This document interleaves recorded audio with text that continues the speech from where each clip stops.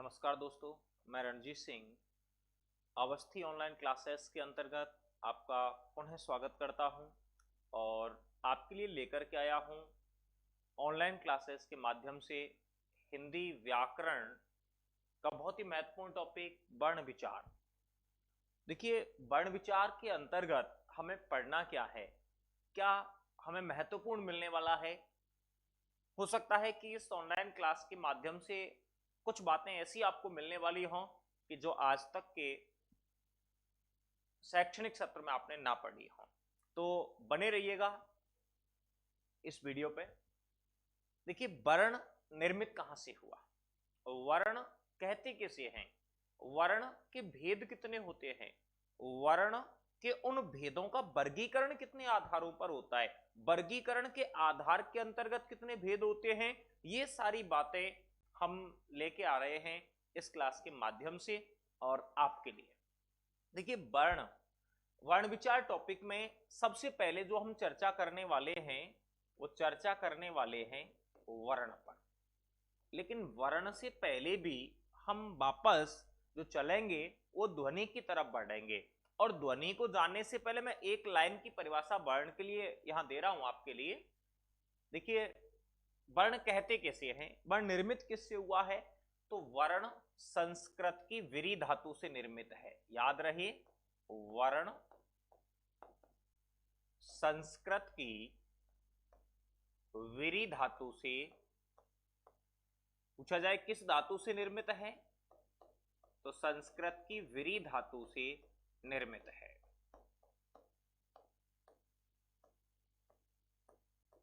वर्ण संस्कृत की विरी धातु से निर्मित है जिसका शाब्दिक अर्थ,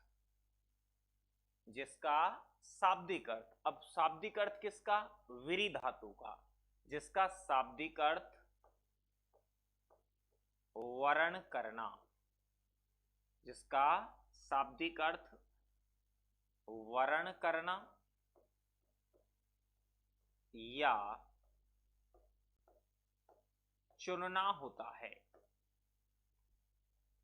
वर्ण किस धातु से निर्मित हुआ, याद रहे, वर्ण संस्कृत की विरी धातु से निर्मित हुआ है जिसका शाब्दिक अर्थ वर्ण करना या चुनना होता है। अब बात आती है कि वर्ण कहते किसे हैं। देखिए दोस्तों, वर्ण कहते किसे हैं, याद रहे कि मुख विवर से, याद रखना इस बात को, मुख विवर से निकलने वाली, मुख विवर से निकलने वाली भाषा की मुख विवर से निकलने वाली भाषा की अखंडित वाग ध्वनि, मुख विवर से निकलने वाली भाषा की अखंडित वाग ध्वनि वर्ण कहलाती है। आप सोच रहे होंगे लाइन क्यों लिखी, इसमें भी कई बातें ऐसी छुपी हुई है जो हमको जाननी है। और व्याकरण का मैं कह सकता हूं पहला टॉपिक मैंने स्टार्ट किया है आपके लिए। वर्ण संस्कृत की विरी धातु से निर्मित हुआ है जिसका शाब्दिक अर्थ वर्ण करना या चुनना होता है। बात आती है वर्ण कहते किसे है, तो वर्ण मुख विवर से निकलने वाली भाषा की अखंडित वाग ध्वनि वर्ण कहलाती है। देखिए, यहां हम जो चर्चा करने वाले हैं मुख विवर शब्द पर चर्चा करेंगे, भाषा पर चर्चा हम पहले कर चुके हैं, इधर अखंडित शब्द पर, और मुख्य चर्चा हमारी रहेगी वाग ध्वनि पर। देखिए, मुख विवर, विवर का अर्थ होता है बिल, और बिल आप जानते होंगे, बिल का जो छिद्र होता है खुला हुआ होता है। और दोस्तों, जब हम बोल रहे होते हैं तो हमारे मुंह की बाह्य स्थिति बिल के मुख जैसी दिखाई देती है। तो मैं कह सकता हूं कि मुख विवर से तात्पर्य हुआ बोलते समय जो मुंह खुलता है, खुले हुए मुख से निकलने वाली भाषा की। भाषा पे हम चर्चा कर चुके हैं। आप जानते हैं भाषा के बारे में कि भाषा क्या है? विचार अभिव्यक्ति का साधन है भाषा। तो जब हम कोई भी इकाई को या शब्द को उच्चारित कर रहे होंगे तो हमारा मुख खुलेगा, और दोस्तों जब मुख खुलता है तो उस समय उससे जो वाग ध्वनि निकल रही है वो कैसी हो? अखंडित हो। देखिए अखंडित शब्द बना है अ प्लस खंड मूल शब्द धन इत प्रत्यय से। आप जानते हैं कि यहां पर ये जो अ उपसर्ग है ये निषेधात्मक उपसर्ग है, नकारात्मक उपसर्ग है। इसका अर्थ होता है नहीं या बिना या रहित या न। खंड का अर्थ तो आप जानते होंगे, खंड का अर्थ होता है टुकड़ा। और प्रत्यय के बारे में जानते होंगे कि वे शब्दांश जो किसी शब्द के अंत में प्रयुक्त होकर नवीन सार्थक शब्दों का निर्माण करते हैं उन्हें हम प्रत्यय कहते हैं। और दोस्तों ये बात सदैव याद रखना कि प्रत्यय अर्थवान नहीं होते हैं। प्रत्ययों का अपना कोई स्वतंत्र अर्थ नहीं होता, लेकिन प्रत्यय जब किसी शब्द के अंत में जुड़ते हैं तो अर्थवान हो जाते हैं। अभी ये अलग करने के लिए लिखा, इसका यहाँ पे कोई अर्थ नहीं है। उपसर्गों का अपना स्वतंत्र अर्थ होता है। यहाँ ह्रस्व आ उपसर्ग मैंने जोड़ा, इसका अर्थ है ना या नहीं या रहित। और खंड का अर्थ होता है भाग या टुकड़ा। इधर शब्द आया है वाग ध्वनि। देखिए वाग ध्वनि शब्द बना है वाक प्लस ध्वनि से बना है। ये वाक प्लस ध्वनि से बना हुआ शब्द है। वाक का अर्थ होता है बोलना। वाक प्लस ध्वनि से बना है। वाक का अर्थ हुआ बोलना और ध्वनि मतलब आवाज। तो कुल मिलाकर के एक आसान सी भाषा में बात की जाए कि वर्ण क्या है? बोलते समय मुंह से जो आवाज निकल रही है उस आवाज को टुकड़ों में ना बांटा जा सके, उसी को हम क्या कहेंगे? वर्ण कहते हैं। और व्याकरण की भाषा में हम बात करें तो मुख विवर से निकलने वाली भाषा की अखंडित वाग ध्वनि। अखंडित मतलब टुकड़े ना किए जा सके, उसे हम क्या कहते हैं? वर्ण कहते हैं। आइए बात करते हैं वाग ध्वनि पर। भाई मुख्य बात जो आ जाती है वह ध्वनि पे आती है कि ध्वनि कैसी हो? खंडों में ना बांटी जा सके, उसे हम लोग क्या कहेंगे? वर्ण कहते हैं। तो अब हमारी जो चर्चा है वो वर्ण से पहले चर्चा किस पे आ जाती है? ध्वनि पे आ जाती है। ध्वनि किसको कहेंगे? देखिए दोस्तों जब हम बोल रहे होते हैं तो हमारे फेफड़ों के द्वारा वायु छोड़ी जाती है। यह वायु जिह्वा की सहायता से मुख के वाग्यंत्र अवयवों का स्पर्श कर जब संकरे रास्ते से प्रवाहित होती है तो इसका अर्धवाहक तरंगित या कंपित या झंकृत हो जाता है, उसी को ध्वनि कहा जाता है। अब यहां एक प्रश्न और आ गया, एक नया शब्द फिर आ गया, और वो नया शब्द आ गया हमारे पास वाग्यंत्र।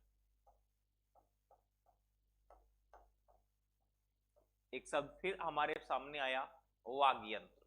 देखिए दोस्तों वाग्यंत्र शब्द वाक प्लस यंत्र से बना है। वाक का अर्थ होता है बोलना या वाणी, और यंत्र का मतलब होता है साधन या उपकरण।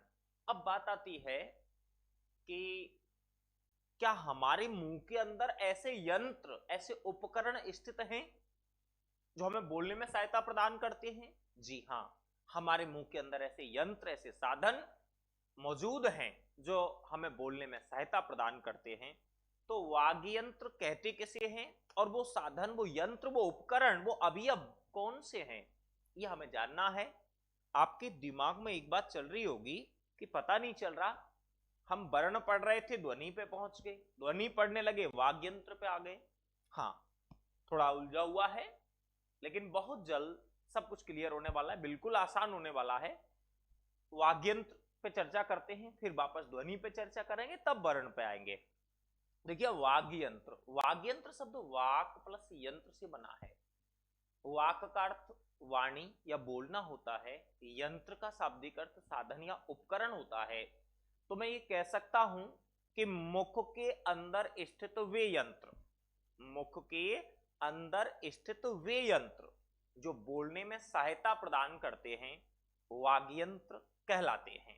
देखिए अब बात आ जाती है कि वो वाग्यंत्र अवयव हैं कौन कौन से। आपसे पूछ लिया जाए कि वाग्यंत्र अवयवों की संख्या, तो याद रहे मुख के अंदर के वाग्यंत्र अवयवों की संख्या 5 होती है। और ये 5 वाग्यंत्र अवयव कौन कौन से हैं? तो नंबर 1 होता है कंठ, दूसरा होता है तालु, तीसरा होता है मूर्धा, चौथा होता है दंत, और दोस्तों पांचवा होता है ओष्ठ। ये 5 वाग्यंत्र अवयव हैं। नंबर 1 कंठ, नंबर 2 मूर्धा, नंबर 2 तालु, नंबर 3 मूर्धा, नंबर 4 दंत और नंबर 5 ओष्ठ। सोच रहे होंगे कंठ, देखिए ये वाला जो भाग होता है, ये वाला भाग, इसे अपनी ग्रामीण या क्षेत्रीय भाषाओं में हम जो बात करते हैं वहां इसे टेंटुआ या टेंटिया भी कहा जाता है, हम इसे कंठ कहते हैं। अब बात आती है कंठ। ये तो दोस्तों मैंने ऐसे हाथ लगा के आप लोगों को बतला दिया कि ये वाला भाग कंठ है, लेकिन तालु को नहीं बतला सकता, तो क्या किया जाए? तालु को जानने के लिए क्या करें? एक छोटी सी युक्ति अपनाते हैं। देखिए हमें इन वर्णों का उच्चारण करना है, ट, ठ, ड, ढ। आप इन वर्णों का जब उच्चारण करोगे, मेरी एक एक बात बड़े ध्यान से आपको सुननी है। समझ में नहीं आए तो मैं जैसा जैसा कह रहा हूं वैसा आप करके देख सकते हैं। अभी आपको बोलना है ट, ठ, ड, ढ। अब आपने बोला इनको, बोलते समय आप देखिएगा आपकी जीभ की स्थिति क्या है। मैं समझ सकता हूं कि जीभ आपके मुख में ऊपर की तरफ स्पर्श कर रही होगी। ऐसे समझ में नहीं आया तो मान लीजिए ये क्या है? जिह्वा है। हो सकता है कि आपको इस तरीके से देखने में हंसी भी आए, स्वाभाविक है, लेकिन मान लीजिए ये जिह्वा है। अब जैसे ही हमने बोला ट, ठ, ड, ढ, आपकी जीभ की स्थिति ऐसी हो जाएगी, ऐसी स्थिति हो जाएगी, इसे कहते हैं दुल्लर होना। अब ये भाग जो है जहां टच कर रहा है वो वाला भाग आप सोच रहे होंगे मूर्धा है। जी नहीं, मूर्धा नहीं है वो आप सोच रहे होंगे तालु है, वो तालु नहीं, वो है मूर्धा। और जो लोग मूर्धा सोच रहे हैं वो बिल्कुल राइट सोच रहे हैं, लेकिन जो तालु सोच रहे हैं वो गलत हो जाएगा। अब आप सोच रहे होंगे कि हम तो तालु जानना चाह रहे थे या मूर्धा पे अटक गए। जी नहीं, ये कंठ। और छोटा सा एक चित्र ले लेते हैं। मान लीजिए ये आपके जबड़े की स्थिति है, यहां आपके दंत हैं, यहां आपका कंठ है, और जब हम नहीं बोलते हैं हमारी जिह्वा ऐसे पड़ी होती है। अब हमने बोला ट, ठ, ड, ढ, ऐसे हमने बोला ट, ठ, ड, ढ, तो इस भाग को जिह्वा ने टच किया। कभी आपने आईने के सामने आग किया होगा, तो यहां इस जगह एक घड़ी का सा पेंडुलम आपको दिखता है। आप सोचेंगे वो तालु है। जी नहीं, वो भी तालु नहीं है, लेकिन यही इर्द गिर्द तालु है। तो ये वाला भाग तो हो गया दोस्तों मूर्धा, और इधर यहां हमारा था कंठ। ये कंठ हो गया, ये मूर्धा हो गया। अब कंठ से थोड़ा ऊपर और मूर्धा से थोड़ा नीचे ये वाला जो भाग बचता है, इसको नाम दिया हमने तालु। तो अपने 3 वाग्यंत्र अवयव हो गए, कंठ हो गया, तालु हो गया, मूर्धा हो गया। अब जैसे ही हम बोलेंगे त, थ, द, ध, न, इनको जब हम बोलेंगे तो हमारी जीभ सीधे हमारे दांतों का स्पर्श करती है। तो यहां पे हमारे हो जाते हैं साहब दंत। और आप जानते हो कि दंत के ऊपर एक बाह्य आवरण है जो मुख की सुंदरता को बनाए रखता है। अच्छा जी, यहां पर इसके ऊपर ये जो आवरण है दांतों के ऊपर होके, इनको हम कहते हैं ओष्ठ। संस्कृत में तत्सम रूप में ओष्ठ, तद्भव में होठ कहते हैं, और अंग्रेजी तो आप जानते ही हैं। अच्छा, अपने मुख के पांचों वाग्यंत्र अवयव आपके सामने हैं। हम चर्चा कर रहे थे किस पर? वाग्यंत्र अवयव पर। मुख के अंदर स्थित वे यंत्र जो बोलने में सहायता प्रदान करते हैं वाग्यंत्र अवयव कहलाते हैं। मुख के अंदर के वाग्यंत्र अवयवों की संख्या 5 होती है। कौन कौन से? नंबर 1 कंठ, नंबर 2 तालु, नंबर 3 मूर्धा, नंबर 4 दंत और नंबर 5 ओष्ठ। एक छोटा सा प्रश्न आप लोगों से कि मुख के बाहर का वाग्यंत्र अवयव कौन सा है? मुख के बाहर का वाग्यंत्र अवयव ज्यादा सोचने समझने की आवश्यकता नहीं, तमाम मुहावरे उससे बने, उससे संबंधित हैं। जैसे नाक पे मक्खी ना बिठाना, नाक रगड़ना, नाक सिकोड़ना, नाक कटवाना, तो अब तो समझ में आ ही गया होगा, वह होता है नासिका। मुख के बाहर का वाग्यंत्र अवयव नासिका होता है। मुख के अंदर के वाग्यंत्र अवयवों की संख्या 5 होती है। मुख के बाहर का वाग्यंत्र अवयव नासिका होता है। अब चलते हैं दोस्तों वापस, अब हम आते हैं ध्वनि पे। मैं समझता हूं वाग्यंत्र अवयव आपका क्लियर हो चुका होगा, पुनः सुन लीजिएगा। वाग्यंत्र अवयव बना है वाक प्लस यंत्र से। वाक का अर्थ होता है बोलना या वाणी, और यंत्र का मतलब होता है साधन या उपकरण। तो मुख के अंदर स्थित वे यंत्र जो हमें क्या करते हैं? बोलने में सहायता प्रदान करते हैं, उनको कहा जाता है वाग्यंत्र। वाग्यंत्र के बाद बात करते हैं हम ध्वनि पर, कि ध्वनि किसे कहेंगे, ये ध्वनि उत्पन्न कैसे होती है। दोस्तों, जब हम बोल रहे होते हैं ना, हमारे फेफड़ों के द्वारा तीव्र वेग से वायु छोड़ी जाती है और हमारी जिह्वा इस वायु वेग को अवरुद्ध कर सक्रिय रास्ते से प्रवाहित करती है, और उस समय यह वायु जिह्वा की सहायता से कंठ, तालु, मूर्धा, दंतोष्ठ आदि का स्पर्श कर जब सक्रिय रास्ते से प्रवाहित होती है तो इसका अर्धभाग झंकृत हो जाता है, कंपित हो जाता है, उसी को ध्वनि कहा जाता है। अभी मैं बोल रहा हूं अ, आ, ई, उ, ऊ। आप कह रहे होंगे वर्ण, जी नहीं, आप क्या सुन रहे हो? मैं बोल रहा हूं अ, आ, ई, उ, रे, ए, ओ, क्या सुना आपने? वर्ण या मेरे मुख से निकलने वाली आवाज? तो आपने सुनी है आवाज, यानी आपने सुनी है मेरे मुख विवर से निकलने वाली ध्वनि। मैं कहता हूं क, ख, ग, घ, ङ, च, छ, ज, झ, ञ, ट, ठ, ड, ढ, ण, त, थ, द, ध, न। क्या सुन रहे हो आप लोग? वर्ण या आवाज? तो आप सुन रहे हो केवल मेरे मुख से निकलने वाली आवाज को। और दोस्तों, इस आवाज को यदि मैं लिख देता हूं, मैं बोल रहा था क, मैंने लिख दिया का, मैं बोल रहा हूं ख, लिख दिया ख, मैं बोल रहा हूं ग, मैंने लिख दिया ग, मैं बोल रहा हूं घ, लिख दिया घ, मैं बोलता हूं अंगा, अंगा लिख दिया। अब ये ध्वनि नहीं है दोस्तों, अब ये बन चुके हैं वर्ण। तो आपको बतला देता हूं, बहुत ही सरल परिभाषा, बहुत ही महत्वपूर्ण परिभाषा, कि ध्वनि का लिखित रूप वर्ण कहलाता है। याद रहे, ध्वनि का लिखित रूप, किसका? ध्वनि का लिखित रूप वर्ण कहलाता है। याद रखिएगा इस बात को कि ध्वनि का लिखित रूप वर्ण कहलाता है। कभी भी आपसे पूछ लिया जाए कि ध्वनि का लिखित रूप क्या कहलाता है, तो ध्वनि का लिखित रूप वर्ण कहलाता है। मुख विवर से निकलने वाली भाषा की अखंडित वाग ध्वनि क्या कहलाती है? वर्ण कहलाती है। और आपने अपने एकेडमिक स्टडी में पढ़ा होगा, यानी स्कूली शिक्षा के समय आपने पढ़ा होगा कि वर्णमाला की वह छोटे से छोटी इकाई जिसको खंडों में ना बांटा जा सके, उसे हम क्या कहते हैं? वर्ण कहते हैं। दूसरा, याद रखिएगा कि लिखित रूप में भाषा की सबसे छोटी इकाई वर्ण कहलाती है। लिखित रूप में भाषा की सबसे छोटी इकाई वर्ण कहलाती है। अब इसके बाद में जो हम चर्चा करने वाले हैं वो चर्चा करेंगे वर्ण के भेद पर। यहां तक एक बार हम पुनः रिवाइज कर लेते हैं। देखिएगा, वर्ण संस्कृत की विरी धातु से निर्मित हुआ है, जिसका शाब्दिक अर्थ वर्ण करना या चुनना होता है। बात आती है कि वर्ण किसे कहते हैं, तो वर्ण को जानने से पहले हमने जाना वाग्यंत्र को, हमने जाना ध्वनि को, अखंडित शब्द आदि के बारे में हमने चर्चा की।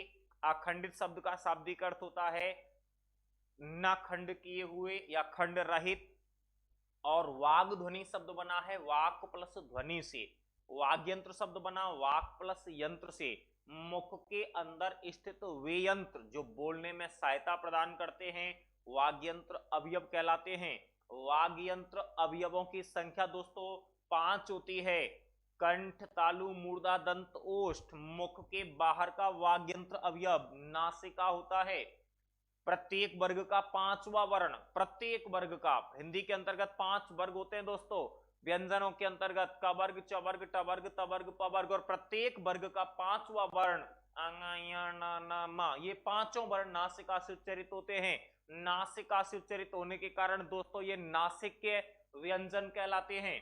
अब इसके बाद में बात कर रहे हैं हम ध्वनि पर। फेफड़ों के द्वारा छोड़ी जाने वाली वायु जब जिह्वा के सहायता से सक्रिय रास्तों से वाग्यंत्र अवयवों का स्पर्श कर प्रवाहित होती है तो उसका अर्धभाग झंकृत हो जाता है, और वायु वेग की वह झंकृति ही ध्वनि कहलाती है, और ध्वनि का अखंडित रूप वर्ण कहलाता है। वर्णमाला की वह छोटी से छोटी इकाई जिसके खंड ना किए जा सके वर्ण कहलाती है। भाषा की सबसे छोटी इकाई वर्ण कहलाती है। ध्वनि का लिखित रूप वर्ण कहलाता है। इसके बाद में नेक्स्ट बात करते हैं हम वर्ण के भेद। याद रखिएगा वर्ण के 2 भेद होते हैं, नंबर 1 स्वर वर्ण और नंबर 2 व्यंजन वर्ण। ये तो आप जानते होंगे, लेकिन स्वर वर्ण के अंतर्गत जो आप पढ़ने जा रहे हो, व्यंजन के अंतर्गत जो आप पढ़ेंगे, आप जीवन में कभी भुला नहीं पाओगे।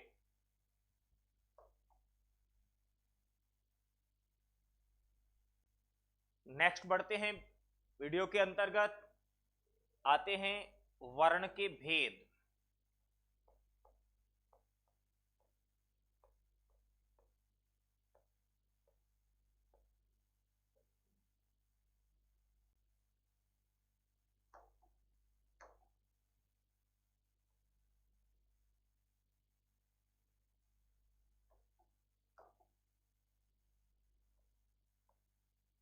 देखिएगा वर्ण के भेद, वर्ण के आपको बता चुका हूं और आप भली भांति जानते हैं कि 2 भेद होते हैं, जिसमें नंबर 1 होता है स्वर वर्ण।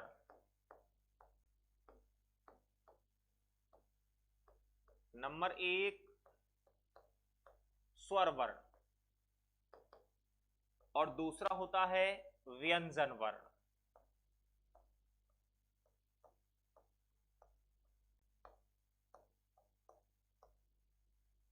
आइए चर्चा करते हैं स्वर वर्ण किसको कहते हैं और व्यंजन वर्ण किसे कहते हैं। देखिएगा स्वर और व्यंजन, मैं 2 वर्ण यहां लिख रहा हूं। एक तो मैंने लिखा है जैसे कि अ, और दूसरा लिखा मैंने क। आपको इन दोनों वर्णों का उच्चारण करना है। उच्चारण करते समय आपको देखना है कि इन दोनों वर्णों में से वह कौन सा वर्ण है जिसके उच्चारण में अवरोध आ रहा है, और वह कौन सा वर्ण है जिसके उच्चारण में अवरोध नहीं आ रहा है। जिसमें अवरोध आ रहा है वह व्यंजन होगा दोस्तों, और जिसके उच्चारण में अवरोध नहीं आ रहा है वह स्वर होगा। तो अभी हम उच्चारण करते हैं। आप तो जानते हैं हाथ कंगन को आरसी क्या, पढ़े लिखे को फारसी क्या, तो प्रत्यक्ष के लिए प्रमाण की आवश्यकता नहीं होती। आप मुझसे पहले उच्चारण कर चुके होंगे और आप जान चुके होंगे कि जब हम इस वर्ण का उच्चारण करते हैं तो यहां कोई अवरोध उत्पन्न नहीं होता है, कोई रुकावट नहीं होती है, कोई बाधा उत्पन्न नहीं होती है। लेकिन जब हम इस वर्ण का उच्चारण करते हैं तो दोस्तों इसके उच्चारण में अवरोध, बाधा उत्पन्न होती है। इसके उच्चारण में कहीं कोई रुकावट नहीं आती है। अच्छा दोस्तों, दूसरा आप ऐसे पहचान कर सकते हैं इसकी कि इनमें से ऐसे वर्ण को देखना है हमें कि जिस वर्ण को भाषा में लिखते समय या जिसे बोलते समय अन्य किसी वर्ण की मदद की आवश्यकता नहीं होती है, उसे कहा जाता है स्वर वर्ण। और जिस वर्ण को भाषा में लिखने के लिए, जिस वर्ण को भाषा में बोलने के लिए हमें अन्य वर्ण की मदद लेनी पड़ती है, उसे कहा जाता है व्यंजन वर्ण। तो देखिए यहां जब हमने इसका उच्चारण किया तो कहीं कोई रुकावट नहीं आती अ, लेकिन जब हम इसका उच्चारण करते हैं क, तो क उच्चारण करते समय हल्का सा झटका लगता है और वही अवरोध है, वो बाधा की स्थिति है। तो ये हो गया साहब आपका व्यंजन। तो मैं ऐसे कह सकता हूं भाई यहां कोई अवरोध, कोई रुकावट, कोई बाधा नहीं है, लेकिन जबकि यहां पर रुकावट है, यहां बाधा है, मैं इसका उच्चारण करूं तो अन्य वर्ण की मदद नहीं है, जबकि इसके उच्चारण में मदद ली जा रही है। तो मैं कह सकता हूं कि वह वर्ण जिसका उच्चारण करते समय मुख से निकलने वाली, याद रखिएगा, वह वर्ण जिसका उच्चारण करते समय मुख से निकलने वाली ध्वनि या वायु मुख के अंदर बिना रुके सीधी बाहर निकल जाती है, उसे कहा जाता है स्वर वर्ण। आप बोल के देख सकते हैं अ, तो कहीं कोई रुकावट नहीं आ रही, बाधा नहीं आ रही है, ध्वनि मुंह के अंदर बिना रुके सीधे बाहर निकल रही है। जबकि आप इसका उच्चारण करेंगे क, तो हल्का सा झटका होता है। तो इसलिए मैं कह सकता हूं कि वे वर्ण जिनका उच्चारण करते समय मुख से निकलने वाली ध्वनि या वायु मुख के अंदर थोड़ा सा रुककर बाहर निकलती है, उसे कहा जाता है दोस्तों व्यंजन वर्ण। मैं ऐसे कह सकता हूं कि स्वतंत्र रूप से उच्चरित होने वाले वर्ण स्वर वर्ण कहलाते हैं। मैं ये भी कह सकता हूं कि आश्रित रूप से उच्चरित होने वाले वर्ण व्यंजन वर्ण कहलाते हैं। ऐसे भी हम कह सकते हैं कि निरवरोध, भाई अवरोध शब्द में निरुपसर्ग और जोड़ दीजिएगा, एक नया शब्द आपके सामने आ जाएगा, निरवरोध।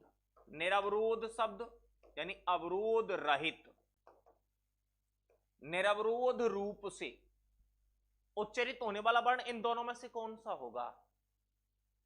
वो होगा अ। तो निरवरोध रूप से उच्चरित होने वाले वर्ण क्या कहलाएंगे दोस्तों? स्वर वर्ण कहलाते हैं। और इधर तो अवरोध आ रहा है, तो मैं ऐसे कह सकता हूं कि अवरोधात्मक रूप से उच्चरित होने वाले वर्ण व्यंजन वर्ण कहलाते हैं।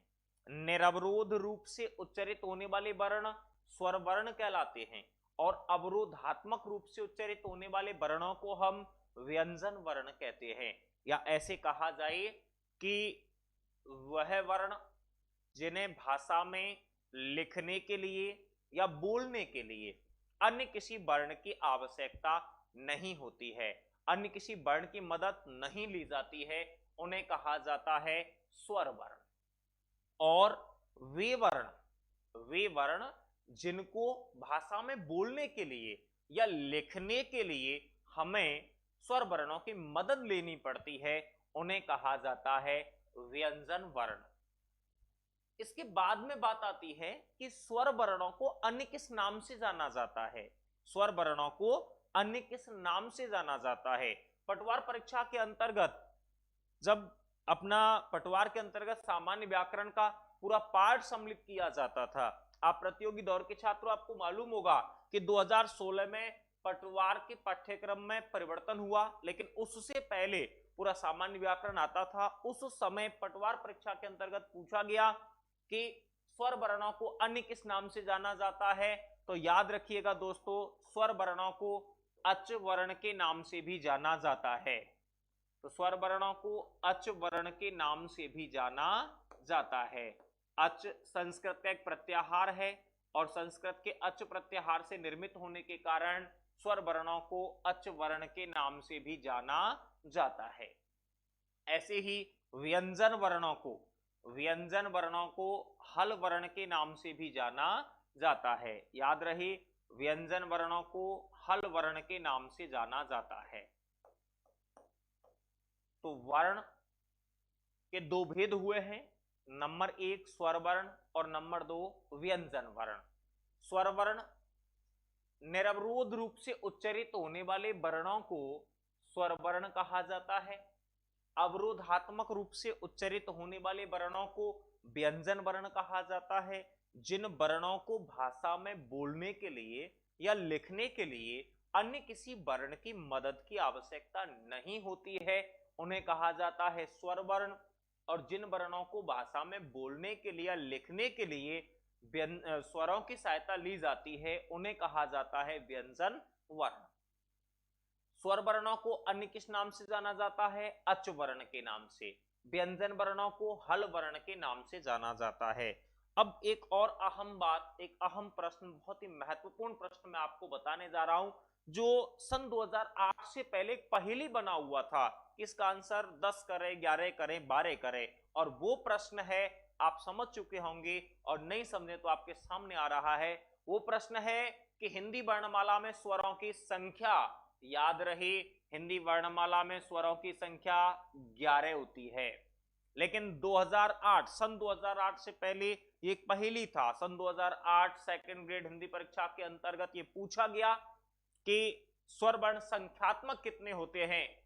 तब आरपीएससी ने जो आंसर स्वीकार किया वो 11 था। उससे पहले कुछ लोग इसे कुछ लोग इसे 10 मानते, कुछ 11 मानते थे। कुछ लोगों का विचार था कि हिंदी वर्णमाला में 10 स्वर हैं, कुछ लोग 11 मानते थे। तब बड़ी मशक्कत करनी पड़ती थी, भाषा का वर्गीकरण करना पड़ता, उनके लिए भाषा को 2 भेदों में बांटना होता था, प्राचीन भाषा, आधुनिक भाषा, फिर भाषाविदों के अनुसार उन्हें जवाब दिया जाता। लेकिन आरपीएससी के अंतर्गत जब ये क्वेश्चन पूछ लिया गया और जवाब हमें मिला 11, तो याद रहे हिंदी वर्णमाला में स्वरों की संख्या 11 होती है। तो हिंदी वर्णमाला के अंतर्गत व्यंजनों की संख्या 33 होती है। अब आप समझ चुके होंगे कि हिंदी वर्णमाला में कुल वर्ण कितने होते हैं। याद रहे हिंदी वर्णमाला के अंतर्गत कुल वर्ण 44 होते हैं। हिंदी वर्णमाला के अंतर्गत कुल वर्णों की संख्या 44 होती है। आइए बात करते हैं स्वर वर्ण। स्वर वर्ण हैं कौन कौन से? देखिएगा, स्वर वर्णों पर मैं बात करूं तो स्वरों के अंतर्गत हमारे 11 स्वर कौन से होते हैं? अ, आ, ई, ओ, रे, ए, ओ, औ। ये अपने 11 स्वर हैं। इनमें एक महत्वपूर्ण बात, और महत्वपूर्ण बात क्या है, आपने कभी देखा होगा कि स्वर वर्णों को कभी भी शब्द के मध्य में अपने मूल रूप में नहीं लिखा जाता। और आप ये जानते हैं कि बिना स्वरों की सहायता से ना किसी शब्द को लिखा जाता है ना पढ़ा जाता है। मान लीजिए कि आपका नाम रोहितास है, तो यदि ओ की मात्रा आपको ना दें तो आप रोहितास कैसे लिखोगे? तो इसका मतलब स्वर वर्ण वास्तविकता में मात्रा चिन्ह है। कभी भी आपसे पूछा जाए कि स्वर वर्ण वास्तविकता में होते हैं, तो याद रहे स्वर वर्ण वास्तविकता में मात्रा चिन्ह होते हैं।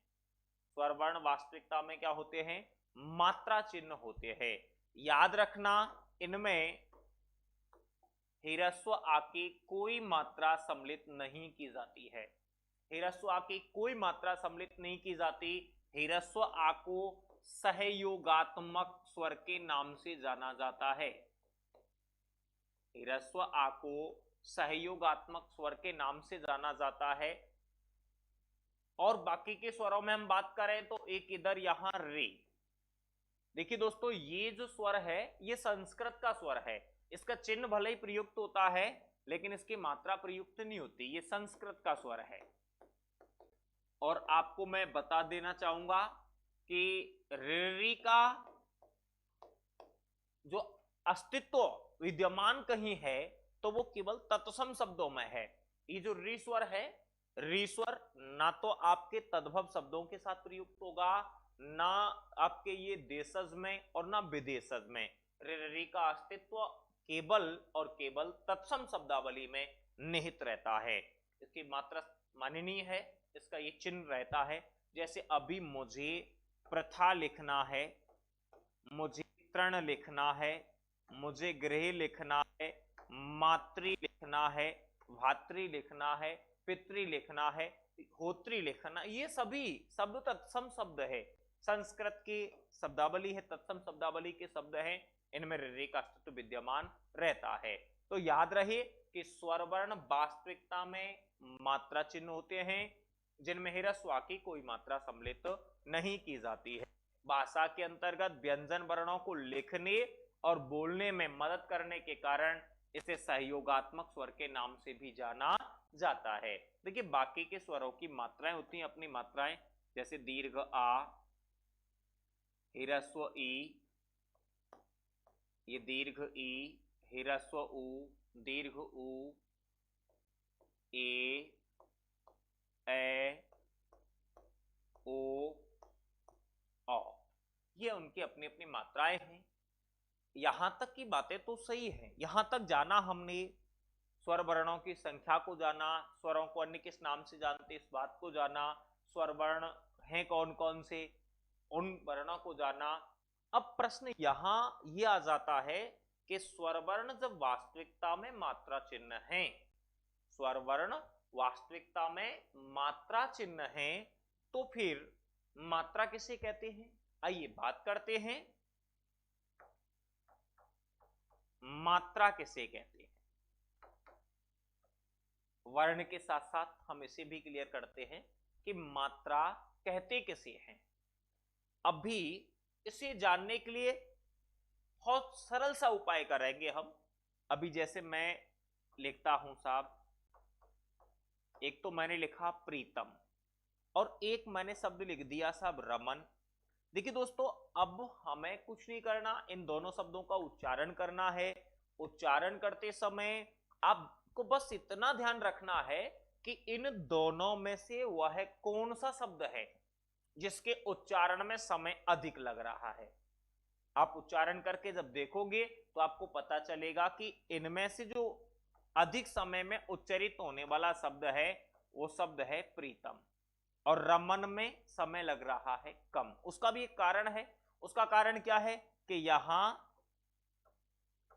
वियोजन करके देखा जाए तो स्वर रहित पा धन स्वर रहित रा धन दीर्घ ई, ये स्थिति है, और यहां पर आ रहा है स्वर रहित रा धन ह्रस्व आ धन स्वर रहित मा धन ह्रस्व आ धन स्वर रहित ना धन ह्रस्व आ। अब आप देख सकते हैं यहां मैंने तम को लिखा नहीं है, आप कहे तो लिखता हूं स्वर रहित ता धन ह्रस्व आ धन स्वर रहित मा धन ह्रस्व आ।